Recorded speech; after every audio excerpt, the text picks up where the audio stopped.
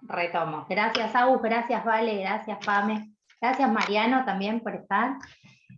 Bueno, mi nombre es María Luján. Yo soy graduada de la carrera de Relaciones de Trabajo. También estoy a cargo, junto con Miguel y con Pablo, de la Comisión de Sindicalismo y Relaciones de Trabajo. Y además soy representante de trabajadoras y trabajadores de ATSA Buenos Aires. Soy congresal por ATSA. Y bueno, ese es mi currículum.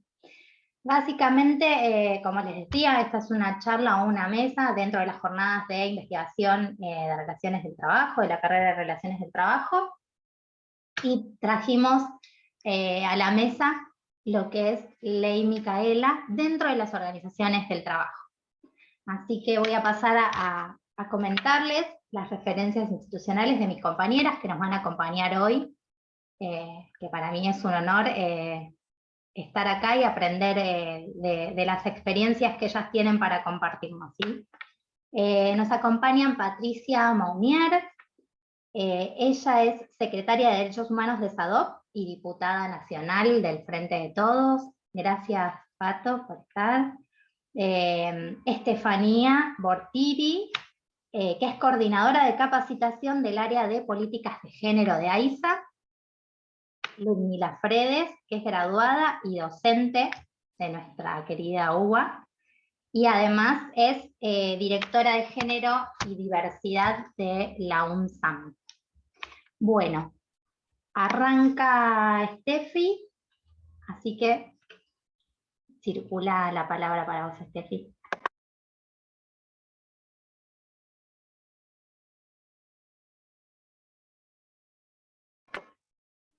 Está bloqueado el audio, ¿puede ser?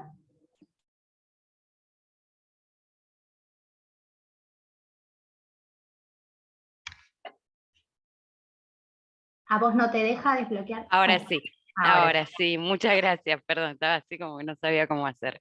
Bueno, buenas tardes a todos, a todas, a todes. Como bien me presentó Luli, mi nombre es Estefanía Bortiri, tengo a cargo la coordinación de las capacitaciones acá en el área de política, ya dirección de género de AISA. Y bueno, con respecto a Ley Micaela, se gestó a principio de año, el 18 de marzo, dimos la primera capacitación en el marco de Ley Micaela, con varias particularidades, ¿sí? No tenemos formato autoadministrado para implementarla, y otra particularidad más es que personal de AISA que se postuló para una búsqueda interna forma parte del equipo de formador y formadores de Ley Micaela, que tuvimos un trabajo previo bastante arduo, no solamente formar en materia de lo que es Ley Micaela in situ, sino también formar en perspectiva de género a las personas. Actualmente contamos con un plantel de 5 formadores y formadoras que dan capacitaciones de modo sincrónico de lunes a viernes en 2 horarios, de 9 a 12 y de 1 a 16 horas. En nuestro espacio de AISA, la idea primero principal es que es de carácter obligatorio a todo el personal de AISA. Cabe destacar que tenemos una plantilla de 4.000 personas trabajadoras, de 8.000, perdón, personas trabajadoras, por lo cual vamos ejerciendo día a día estas capacitaciones. Ley Micaela, nosotras las centramos en 5 momentos, que son en 5 clases de una misma cohorte. Tenemos más o menos, para graficar, son 10 comisiones por cohorte.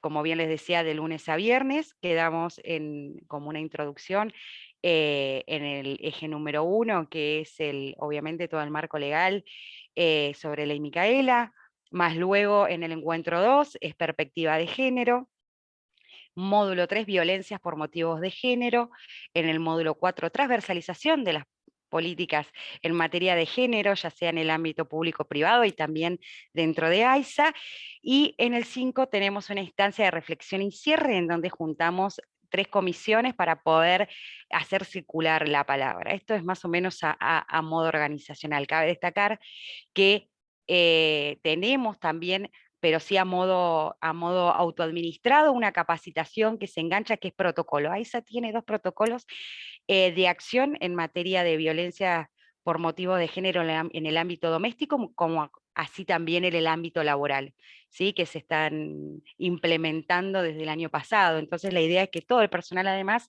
sepa de estos protocolos y cuáles son las formas de accionar ante estas cuestiones, ¿no? Actualmente, obviamente, hemos hecho un barrido de 1.500 personas aproximadamente que han participado al menos de un encuentro. La idea es que el formato es obligatorio en los 5 encuentros, por eso vamos rematriculando y vamos viendo las eventualidades que obviamente por lo laboral suelen suceder. Digo, bueno, obviamente que tenemos el apoyo del actual gestión, ¿sí? de Malena Galmarini, es el gran apoyo que vamos teniendo en materia de género y es muy lindo todo lo que se ha venido gestando. Dentro de Ley Micaela, como les puntué, ¿no? De decir, bueno, que cuáles son los temas que vamos abordando encuentro a encuentro, bueno, han salido un montón de cuestiones con respecto a la identificación de ciertas violencias, ¿sí? En el ámbito doméstico como también en el laboral, que pasaban invisibilizadas. Hemos tenido asimismo un montón de gente que ha podido, a partir de tener esta espalda, ¿no? de una institución, de una organización como AISA, que apoya la diversidad, empezar a poder expresarse según su género y su percepción de género. Entonces, hemos tenido un montón de avances en esta materia. Cabe destacar a todo esto que, como ampliamente saben, AISA es un lugar masculinizado históricamente.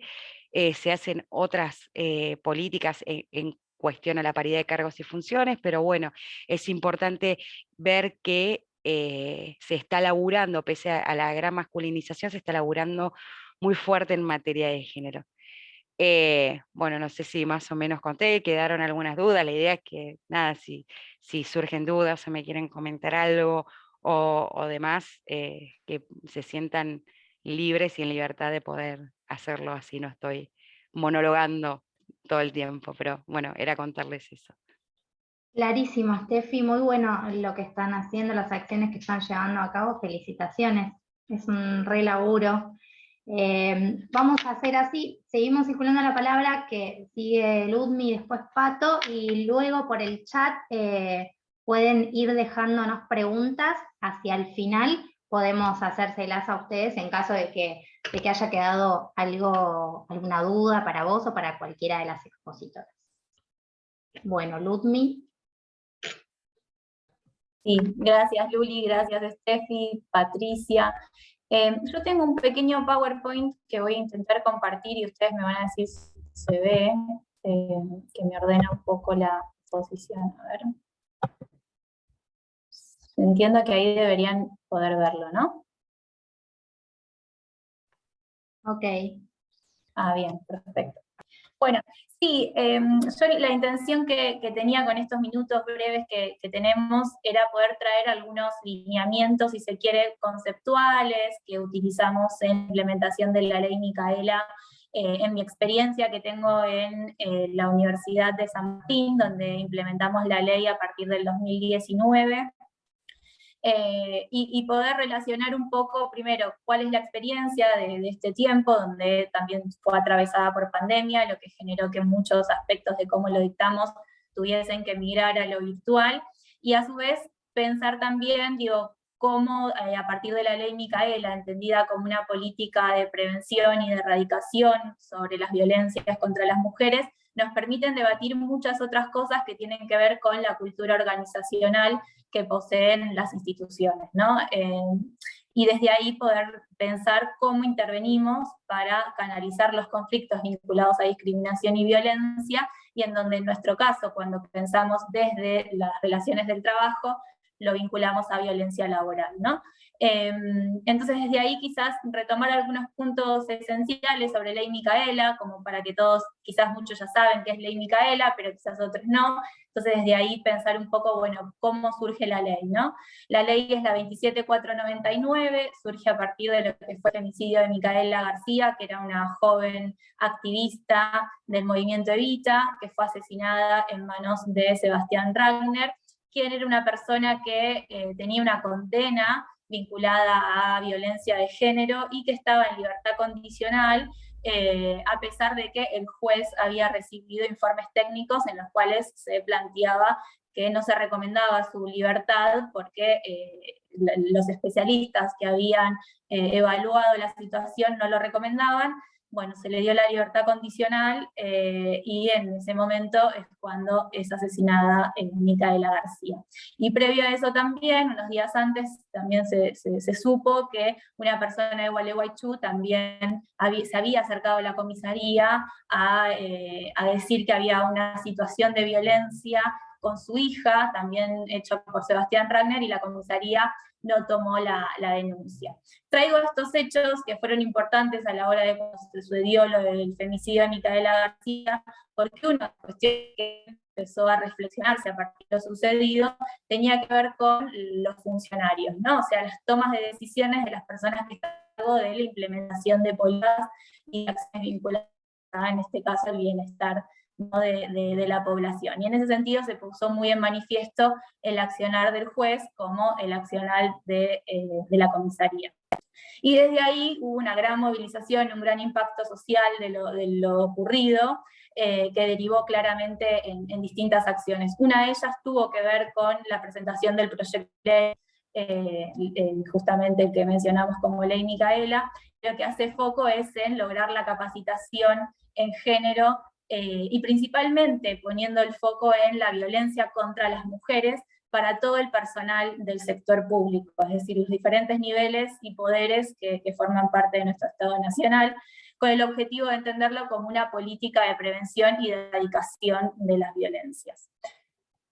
Y desde ahí, un aspecto importante sobre el cual trabajamos en el caso de la experiencia que tenemos en la Universidad de San Martín, tiene que ver con la tesis principal sobre la cual recorremos todo el abordaje teórico, conceptual, institucional de lo que proponemos, ¿no? Y de ahí la tesis sobre la cual nos planteamos tiene que ver con que para abordar la discriminación y la violencia debemos primero atender la existencia de la desigualdad de género estructural, es decir, que la desigualdad de género, entendida como esas relaciones de poder que se dan entre los géneros, de alguna manera lo que hace es poner la hegemonía de un género sobre las mujeres y las diversidades sexuales, es el caldo de cultivo a la existencia de la violencia y discriminación. Es decir, no tomar a la violencia y discriminación como hechos aislados y puntuales, sino que comprenderlo en función de la cultura patriarcal sobre la que vivimos, en la cual la desigualdad es justamente la que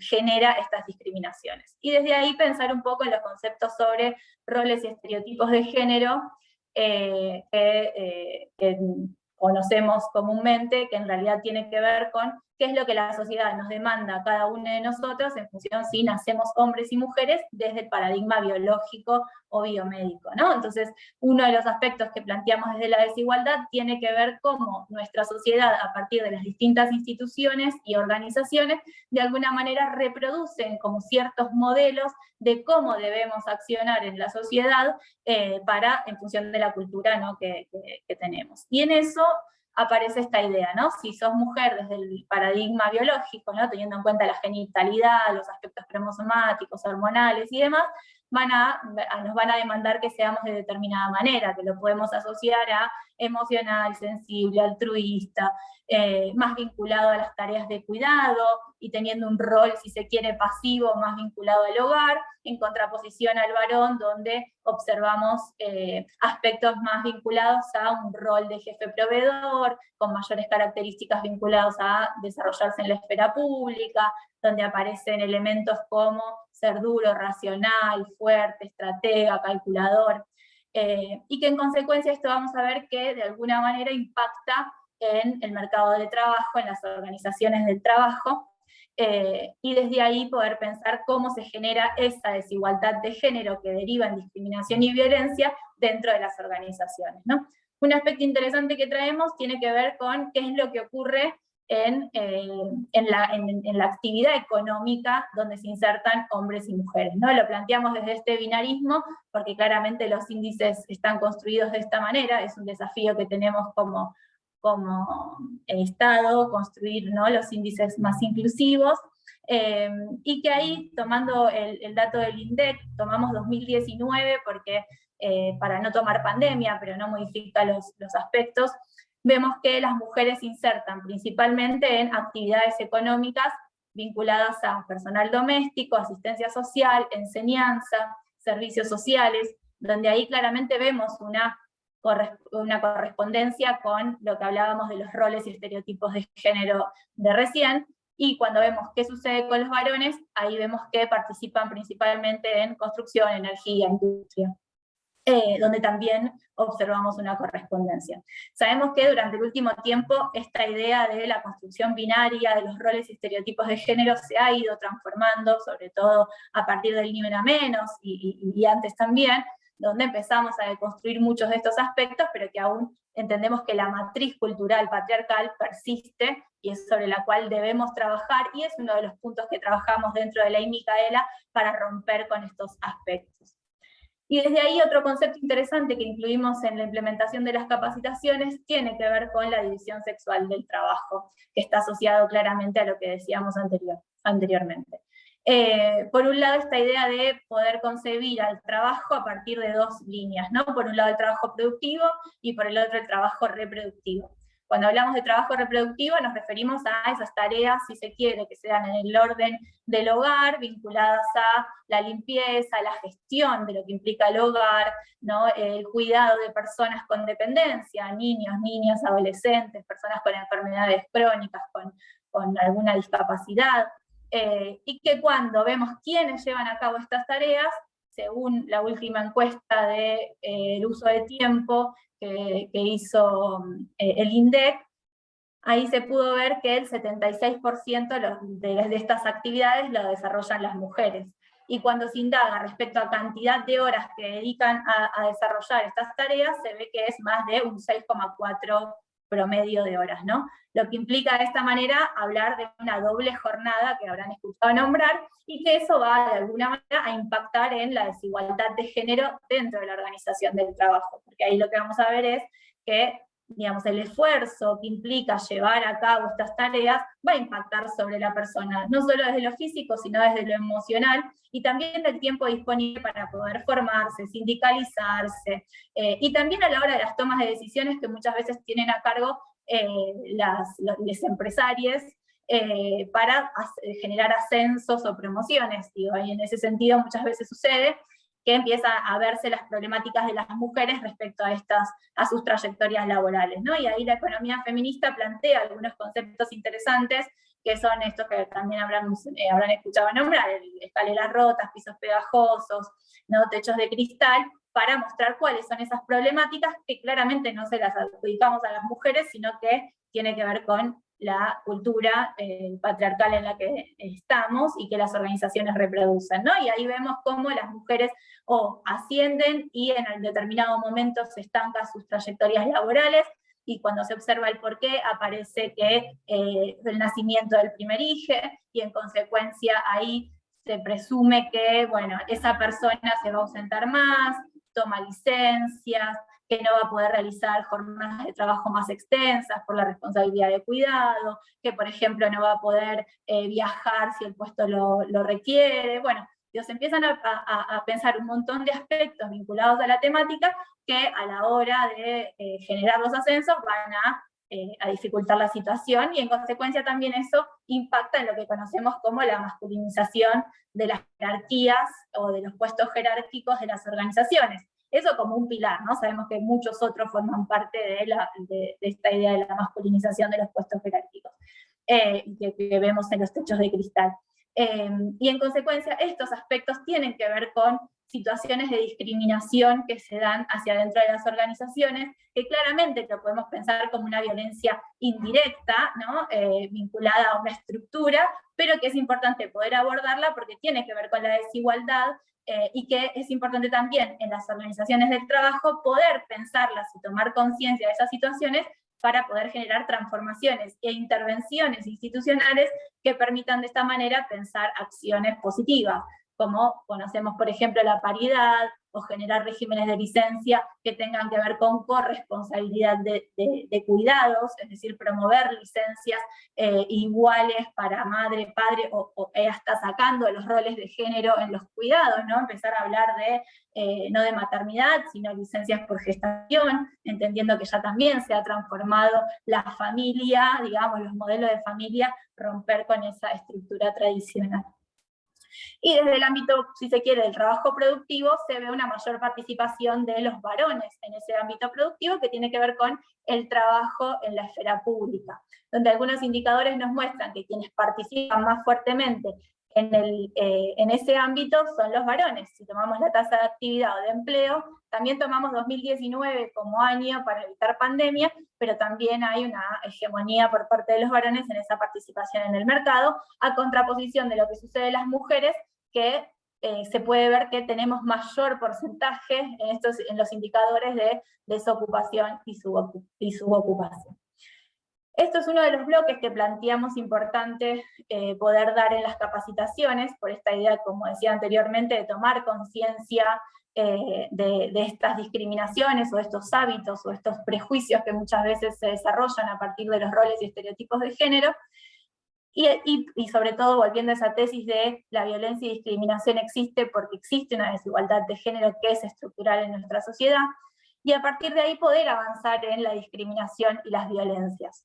Y uno de los aspectos importantes tiene que ver con tomar la ley nacional que tenemos, que es la Ley de Protección Integral hacia las Mujeres, para prevenir, sancionar y erradicar las violencias en los distintos ámbitos donde se desarrollan. Es una ley del 2009, que a su vez toma instrumentos internacionales fundamentales, como es Belén do Pará, la CEDAW. Bueno, no vamos a profundizar en ese sentido porque no nos da el tiempo, pero es interesante saber que nuestra ley es muy importante y está asociada al derecho internacional, y esa ley plantea una definición de violencia, que me parecía interesante poder traerla, que tiene que ver justamente con la violencia entendida como una conducta que, ya sea por omisión o por acción, esté basada en razones de género, que se pueda dar de manera directa o indirecta, tanto en el ámbito público como en el privado, que implica una desigual relación de poder, que es lo que hacíamos mención al inicio, y esto puede afectar tanto su vida, su libertad, la dignidad, el aspecto psicológico, la integridad física, la sexual, económica, política. Incluye también las situaciones perpetradas por el Estado y sus funcionarios, y todo aspecto también vinculado de manera indirecta que lleve a una conducta que sea discriminatoria hacia la mujer, generando una desventaja, ¿no? Y esto, por eso es importante también traer lo de la desigualdad, para no concebir solamente la violencia como solemos conocerla en lo habitual, ¿no? Y esta ley establece tipos y modalidades, que son las que aparecen en el PowerPoint, que permite de alguna manera categorizar esas violencias, y esta ley, es importante también mencionar, termina siendo un insumo importante para la implementación o la creación de los protocolos en las organizaciones del trabajo, ¿no? Porque utilizamos estas tipologías para poder establecer los elementos de género y poder encuadrar las narrativas de las personas que vienen a consultar por hechos de discriminación y de violencia. Y ahí un dato interesante tiene que ver que, según los estudios desarrollados, las violencias que existen en las organizaciones son principalmente violencias de tipo sexual, psicológica y simbólica, donde aparecen muy fuertemente los aspectos vinculados a lo que comúnmente se naturaliza, que son los mensajes o los estereotipos, como hacíamos mención recién, los rumores, los chistes, los mensajes subidos de tono, que de alguna manera se implica discriminación, que son muy difíciles de probar, porque como sabemos suelen darse en lo cotidiano de la vida en las oficinas o en los lugares de trabajo, y que en consecuencia uno cree que eso no afecta, pero sí genera un clima laboral que afecta a la persona tanto en su permanencia como en su desempeño, ¿no? Hay un concepto interesante que es incivismo selectivo, que trabaja Julián Ortega, vinculado a un trabajo que hizo sobre diversidad sexual, que a quienes les interese también lo podemos compartir, que hace foco en este punto, en cómo afecta este tipo de violencia psicológica, simbólica, sobre la permanencia y la promoción de los trabajadores en sus organizaciones. Y desde ahí pensar un poco, esto desde la ley, traemos también una conceptualización que está más vinculada a una de las autoras que usamos, y hay muchas autoras que hablan sobre violencia de género, pero brevemente trayendo a Osborne, ella no hace sobre violencia de género, sino violencia contra la mujer, que es un poco en sintonía con la ley. Va a hablar como las características de cómo opera esa violencia, pensada como un fenómeno estructural, esto que hacíamos referencia, o sea, es un fenómeno que no se da de manera aislada, sino está atado a la existencia de una desigualdad en la relación de poder entre los géneros, que es un mecanismo de control, es decir, que la existencia de una discriminación o violencia de determinada mujer no solo es una violencia hacia esa mujer, sino que también es un mensaje indirecto hacia todas, hacia el resto, de, bueno, a vos no te sucedió, pero sos posible o potencialmente una víctima también, con lo cual busca disciplinar, ¿no? Habla también de que representa un continuo, es decir, no sucede de manera aislada, sino que se da a lo largo del tiempo y a lo largo de la historia, y que de cierta manera existe una tolerancia, ¿no?, en la sociedad para que eso exista. Claramente nosotros estamos en un contexto nacional que nos permite pensar que esa tolerancia se rompió, o estamos trabajando sobre eso, sobre todo a partir del Ni Una Menos en el 2015, y la implementación de muchísimas políticas, programas, leyes que han permitido poner en agenda estas acciones, no solo en agenda, sino materializándose en hechos concretos, pero que sabemos que aún falta mucho, y estas capacitaciones permiten de alguna manera abordar o generar conciencia para su abordaje. Después, brevemente, plantear esto de la violencia contra las mujeres. La ley de Micaela plantea contra las mujeres. Quienes aplicamos la ley Micaela solemos ampliarlo también, o sea, hacia las mujeres, pero también incluir la violencia de género en todas sus identidades y violencias vinculadas tanto a identidad de género como orientación sexual, porque de esta manera, digamos, permite un abordaje general de la situación. Y ahí, cuando incluimos los aspectos vinculados al colectivo del LGTBIQ+, aparece una ley que también la incorporamos en las capacitaciones, que es la Ley de Identidad de Género, la 26743, que brevemente lo que busca es romper con esta idea del paradigma biológico de asociar el género al sexo, ¿no?, a la cuestión de los genitales, lo cromosomático, lo hormonal, y plantear el derecho, consagrar el derecho a que toda persona establece su identidad de género en función de una vivencia individual, personal, y en consecuencia puede o no corresponder con el sexo, y que eso debe plasmarse y consagrarse como un derecho, incluyendo el artículo 12, que esto me parece importante para las organizaciones.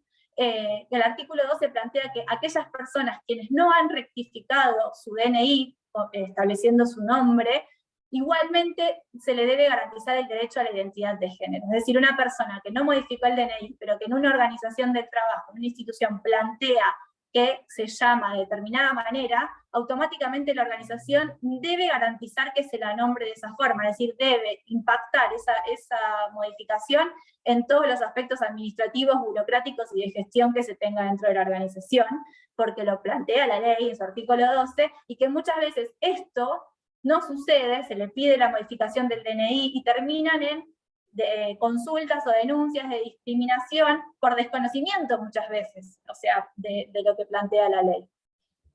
Bien, y después, otro de los aspectos, como también planteaba Estefanía, en la ley Micaela, en la capacitación, incluimos los aspectos vinculados al protocolo, ¿no? Que tiene que ver justamente con esos procedimientos internos que desarrollan las organizaciones para poder canalizar los conflictos vinculados a discriminación y violencia a razón de género, ¿no? Y se dan principalmente la autoridad de aplicación de estos protocolos, son los espacios de género, en nuestro caso es la Consejería de Violencia de Género de la Universidad de la UNSAM, donde lo que se busca es justamente desarrollar un acompañamiento activo, garantizando confidencialidad e intimidad, para que se pueda llevar a cabo el abordaje como corresponde.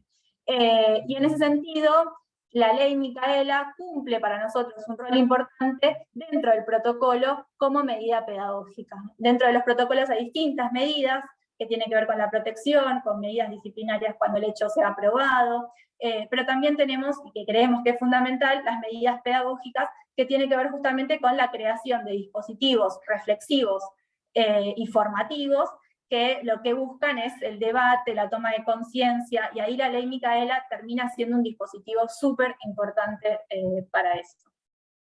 Y ahí traer un poco, en las universidades, nosotros, como saben, somos autárquicas, y en consecuencia adherir a la ley Micaela, debíamos adherir a la ley Micaela para poder implementarlo. Primero lo hizo el Consejo Interuniversitario Nacional, y después cada una de las universidades en sus consejos directivos o en el cogobierno que el órgano que dirige, establecía la adhesión. Y ahí Néstor García, el papá de Micaela García, planteaba en una de sus intervenciones, que a su vez él es miembro de la Red Interuniversitaria de Género por pertenecer a la UTN, por lo cual las universidades también tenemos mucha injerencia respecto a esta temática por Yuyo García, planteaba esto de la importancia de que las universidades adhiramos y que cumpliéramos con la ley, porque justamente lo que él decía es que hay que nuestros futuros dirigentes se forman en las universidades, y por eso es fundamental que tengan perspectiva de género, que se sumen a la ley Micaela, es el primer paso, ¿no? Un poco planteando esta idea, y retomando lo que decíamos al principio, de, bueno, el juez o la comisaría que no oyó o no tuvo perspectiva de género a la hora del caso de Micaela García, si lo hubiera tenido, quizás otro hubiese sido el destino de ella, ¿no? Bien.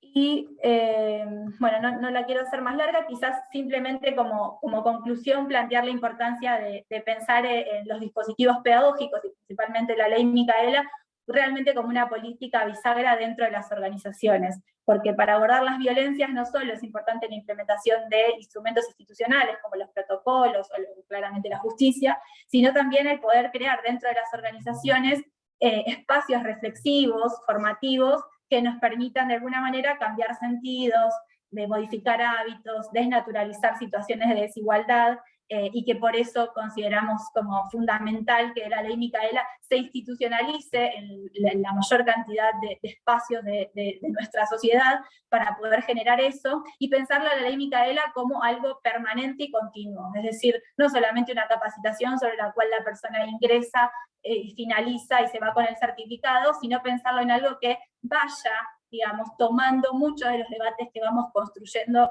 a lo largo del tiempo, y en relación sobre todo con los movimientos feministas y con el activismo vinculado al colectivo LGTBIQ+, para que realmente podamos ahí generar un acompañamiento de los debates y el abordaje de la violencia junto con las políticas del Estado. Así que hasta acá llegué, le paso la palabra a Luli como para que podamos continuar, y si después hay preguntas, observaciones, comentarios, quedo a disposición.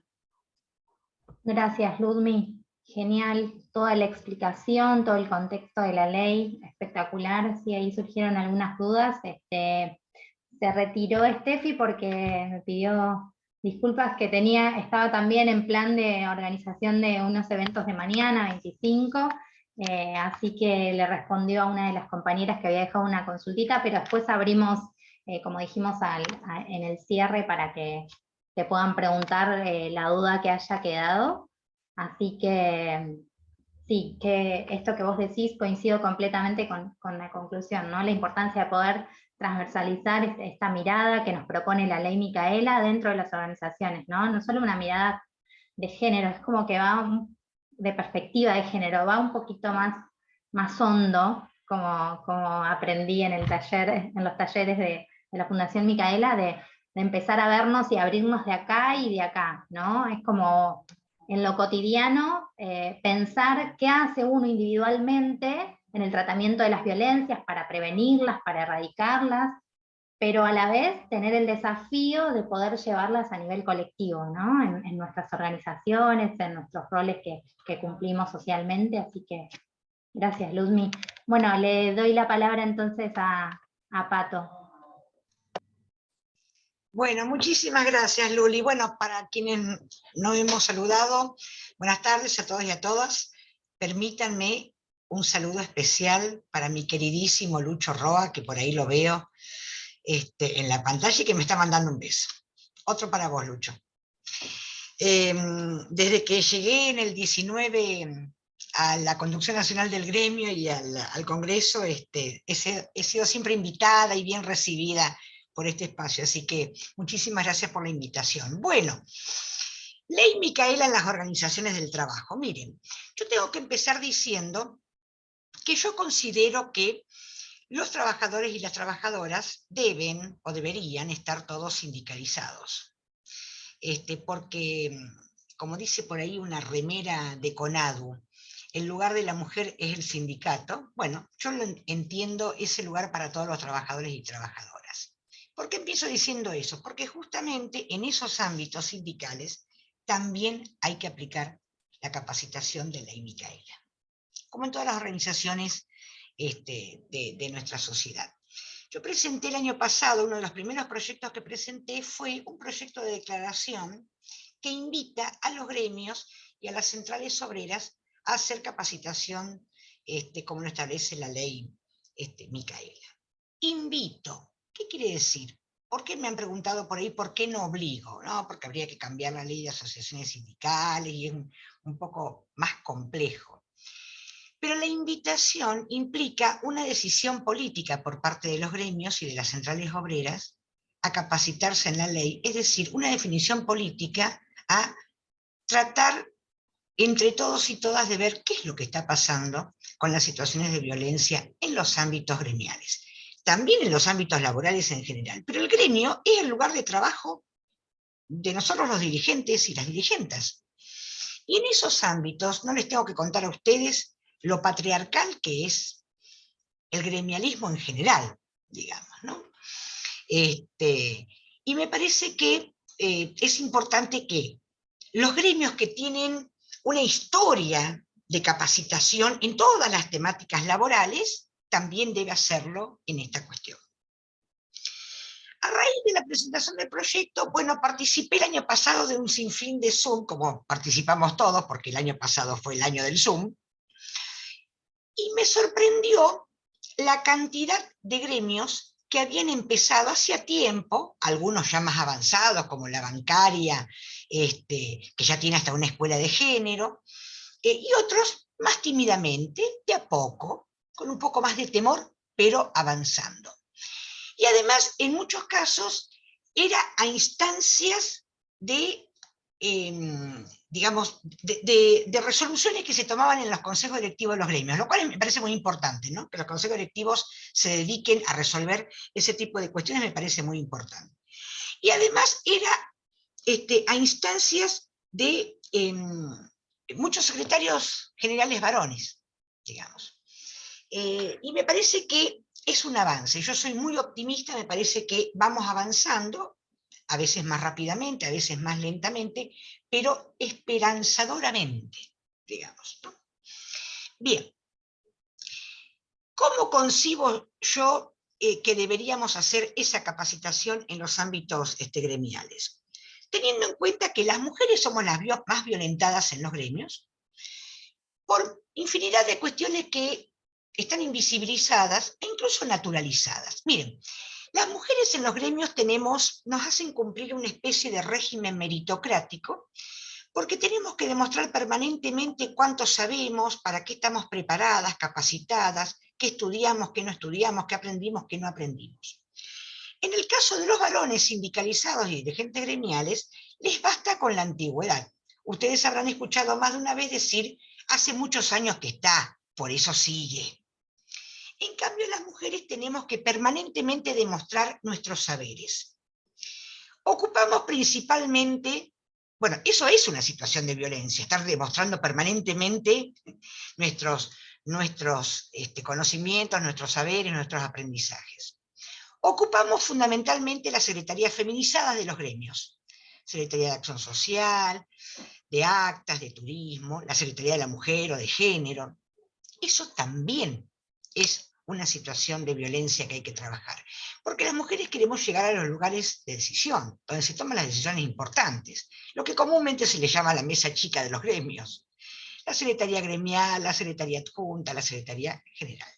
A eso queremos también llegar, porque es ahí donde se toman las decisiones importantes. Julia Estrada me hacía ver la vez pasada en un Zoom que compartimos, que las mujeres en los gremios no manejamos las tesorerías, y tiene razón. Me puse a pensar y dije, tiene razón.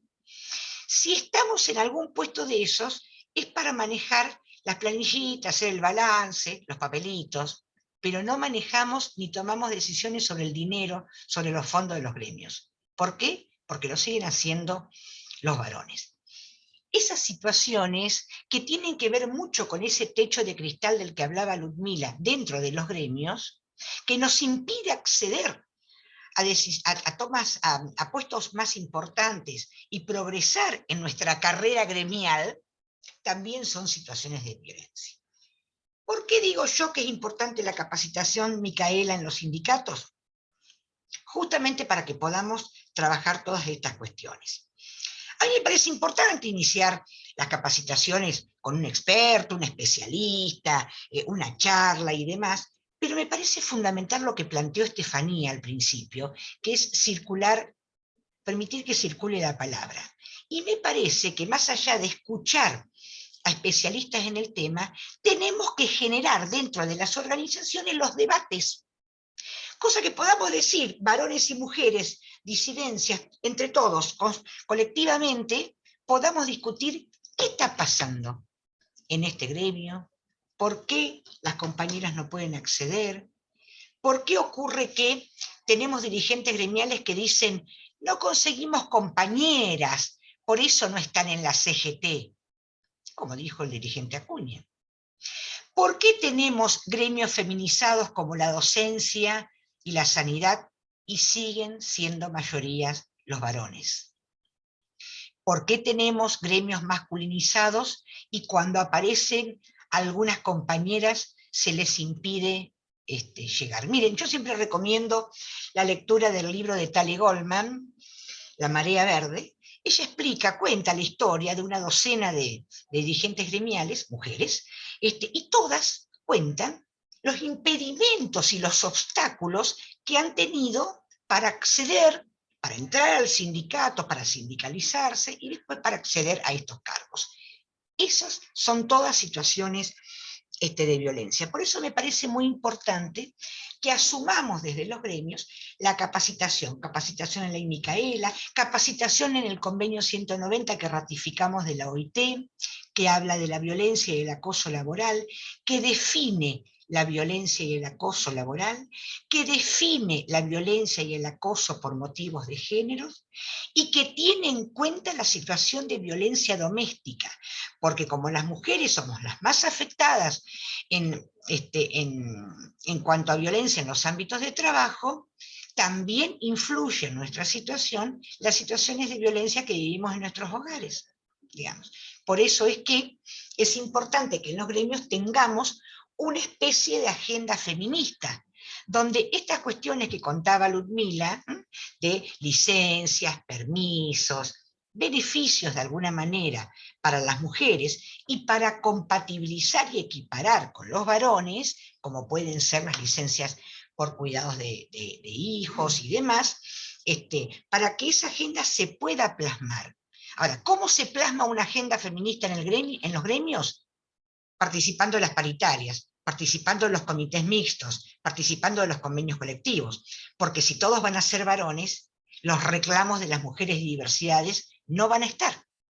Somos nosotras lo que las tenemos que hacer. Yo creo particularmente que en los gremios tenemos una gran deuda, que es la inclusión de las diversidades. Me parece que en eso nos falta mucho, que es una gran deuda de los gremios para la comunidad de trabajadores y trabajadoras, y me parece que debemos avanzar más rápidamente en eso. Confío en que haber votado la ley de cupo laboral trans va a permitir que justamente las diversidades se sindicalicen, consigan trabajo, se sindicalicen y puedan acceder a las conducciones de los gremios. Insisto en en la capacitación, digamos, que permita esto que decía Estefanía de circular la palabra, que permita debatir, que permita decirnos, compañeras y compañeros, qué está pasando en nuestros ámbitos. ¿Por qué en los ámbitos gremiales y en los ámbitos laborales también ocurren estas cuestiones que planteaba Ludmila, el chistecito del que todos nos reímos, los estereotipos que tenemos absolutamente asumidos y de los cuales de muchos de ellos nos burlamos, digamos, y el problema es que la situación de violencia que vivimos los trabajadores y las trabajadoras en los ámbitos laborales muchas veces son, bueno, invisibilizados, naturalizados, y no son denunciados. Y ahí está la función de los gremios de capacitar a trabajadores y trabajadoras para que todos abramos los ojos y podamos entender lo que nos está pasando. Miren, yo siempre cuento la experiencia que yo tuve como secretaria gremial en el sindicato. Venían muchos docentes, muchos y muchas docentes, a consultar sobre licencias de larga duración.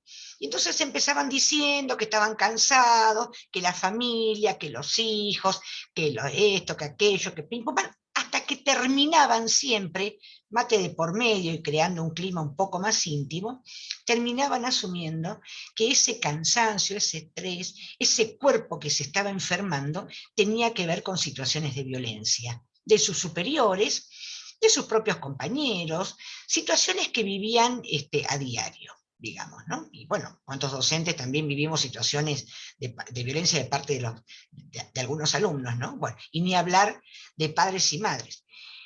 Eso demuestra cómo va afectando la salud de esos trabajadores y trabajadoras. Por eso me parece tan importante, y acá paso el chivo de paso, que presentamos un proyecto de comité mixtos. Son 4 proyectos, los que están en la Cámara, más el del Poder Ejecutivo. Ya empezamos a trabajarlo en la Comisión de Legislación del Trabajo.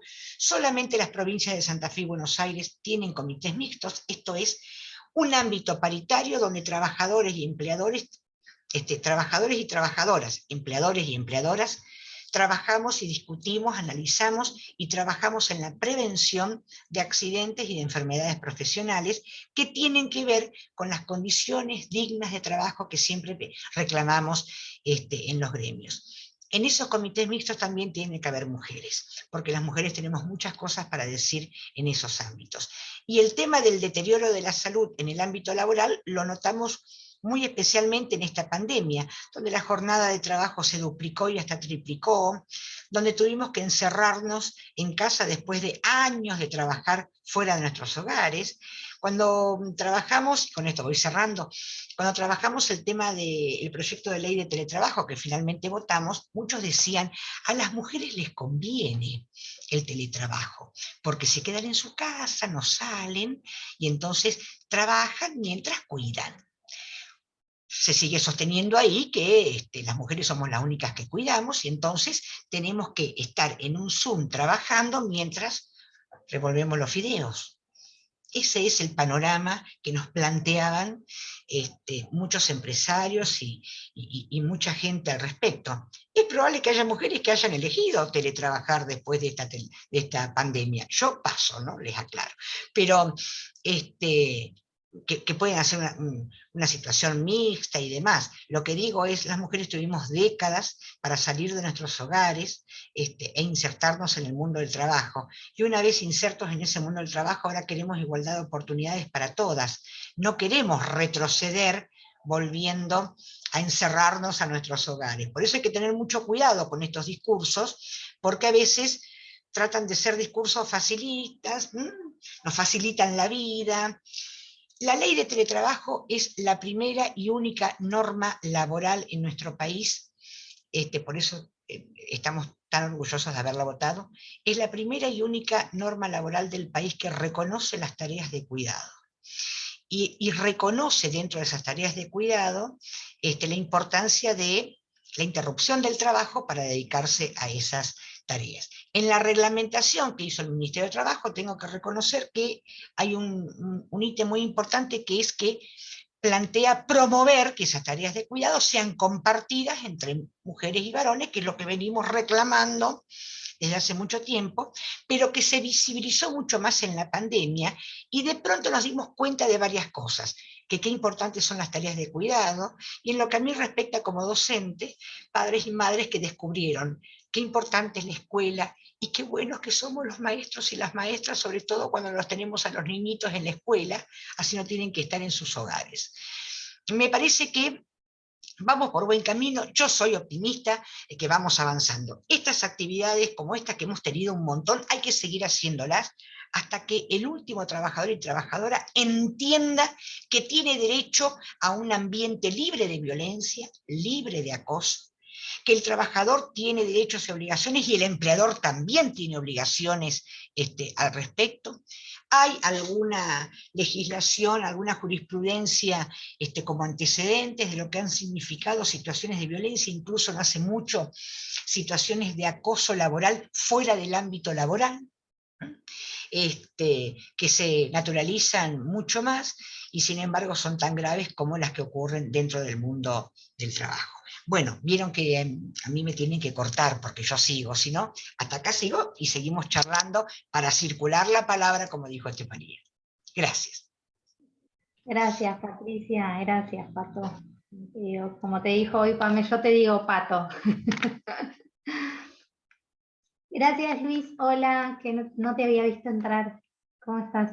Creo que también está, bueno, Luis es nuestro secretario académico, está, bueno, Mariano sigue, y creo que se sumó Mauro, si no me equivoco, que es el secretario de Extensión. Hola, Mauro.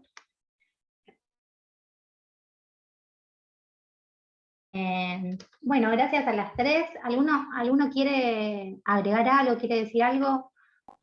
¿Luis? ¿No?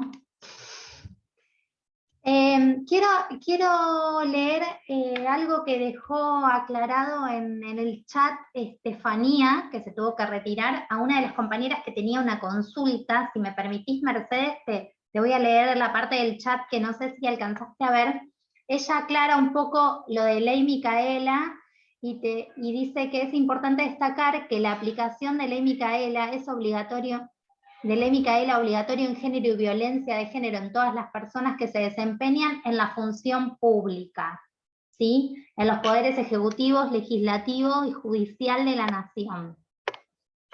En AISA, que es la organización a la cual ella representó y charlando con nosotros, no tiene obligación de impartirla, pero por decisión de la actual gestión se tomó como obligatorio para todo el personal de la organización. Y después hacía una aclaración más abajo que dice que para poder impartirla además tuvieron que obtener la acreditación del Ministerio de Mujeres y Diversidad del Trabajo en conjunto con el Ministerio de Obras Públicas. ¿Sí? O sea, no sé si quedó respondida la consulta de la compañera. Después hay un comentario de Claudia que dice: me parece importante siempre que hablamos de discriminación y violencia, sobre todo en las organizaciones, incluir a todas las identidades de género para que no caigamos en el sistema binario y olvidemos que hay otras minorías que también sufren mucha discriminación institucional. ¿Verdad? Bueno, ¿alguno tiene alguna consulta más para hacer? Si no, vamos a ir cerrando. Mauro, ¿querés decir algo? ¿No estarás por ahí?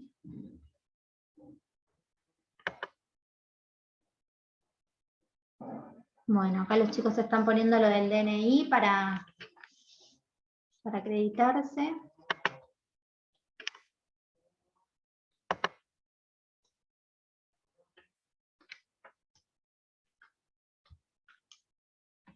Bueno, gracias Ludmi, gracias Patri. Yo te escuché en todos los Zoom el año pasado, porque fan. Bueno, también como representante sindical me interpela todo lo que decís. Y sí, es un laburo que hacemos cotidianamente. Dime. Quería agregar una cosita más. Al respecto, como decís que tuvimos un montón de Zoom, sí, fueron millones. Yo hice un relevamiento, estuvimos trabajando con el equipo un relevamiento, invitamos a compañeras a dar charlas y demás. No, quería decir que muchos consultan ¿cómo hacemos? ¿Cómo empezamos? ¿Cómo arrancamos? Miren, hay una amplitud de propuestas increíbles, ¿no? Hay gremios que trabajan el tema de la violencia a través de actividades culturales, porque es por donde más fácil pueden encarar, digamos. Hay otros que lo hacen, no sé, con un volante, un afiche, otro con una charla, otra con un baile, no sé, con miles de actividades, digo. El tema es que no es imposible hacerlo, ¿eh? No debe haber impedimento para hacer las capacitaciones en los ámbitos de trabajo. Hay que buscarle la vuelta, digamos, para ver de qué manera se acepta mejor, porque tiene que ver también con la especialidad laboral, digamos, ¿no? Efectivamente, hacer una capacitación, Micaela, en el ámbito docente, a lo mejor que nosotros venimos acostumbrados a las capacitaciones es una cosa, pero seguramente en los gremios de la metalurgia, digamos, es más difícil, porque no hay a veces ese tipo de actividades. Hay que hacer adaptaciones, pero tiene que ser, de la misma manera que en AISA se ha tomado la decisión política de hacer capacitación, aunque no están obligados, de la misma manera lo planteo yo para los gremios. Bueno, hasta allí prometo no hablar más. Gracias, Luli, gracias a todos. Y yo No, sumo una cosa también a lo que planteaba Patricia, y que también Estefanía no llegó con el tiempo porque se tuvo que retirar, pero tiene que ver con que AISA implementó el sello violeta, lo llaman ellos, que es que toda articulación con contrataciones, licitaciones que llevan a cabo, se les solicita que ese personal desarrolle capacitaciones vinculadas a perspectiva de género y diversidad. Lo que de esa manera hace que se amplíe un poco la política de formación y reflexión, lo que permite también tomar responsabilidad, digamos, más allá de los lineamientos propios de la empresa. Con lo cual eso es interesante tomarlo como experiencia. Y AISA, también Estefanía no llegó, pero tiene una cantidad de políticas institucionales de género y diversidad súper importantes, y en muy corto tiempo han implementado gestión menstrual, paridad, esto de ley Micaela de manera continua, bueno, el sello violeta, aspectos que identidad de género, que realmente son de vanguardia y a su vez implican mucho trabajo, y es interesante. Hay un trabajo monográfico que hizo una estudiante de la materia que llevamos a cabo con Berenice Timpanaro, que muestra un poco todo esto que AISA vino llevando a cabo, que con autorización del estudiante quizás podemos también compartirles para quienes les interese profundizar un poco en ese sentido. Muy bueno, Ludmi. Gracias. Bueno, entonces vamos cerrando, si les parece. Quiero agradecer a todos por estar, entonces, a las expositoras, a Mariano, a Luis, a Mauro. Gracias por permitirme moderar y ser parte de la charla y de compartir y por seguir construyendo este conocimiento que me parece que es lo que nos está pidiendo hoy, ¿no? Dentro de las organizaciones, ¿no? El tema de violencia. A mí al menos es un tema que me interpela y que creo que como sociedad también nos viene bien mirar un poquito para adentro en lo individual y como desafío poder llevarlo a nivel colectivo y construir y deconstruirnos y construir otro tipo de valores que nos permitan hablar de las nuevas masculinidades, ¿no? De poder pensarnos de otra manera. Qué bueno, les agradezco a todos. Y eso. Gracias, Luli. Gracias, Patricia. Gracias a la carrera por la organización de la jornada, y quedamos a disposición para lo que necesiten. Gracias, a disposición siempre. Mariano ahí levantó la mano, creo.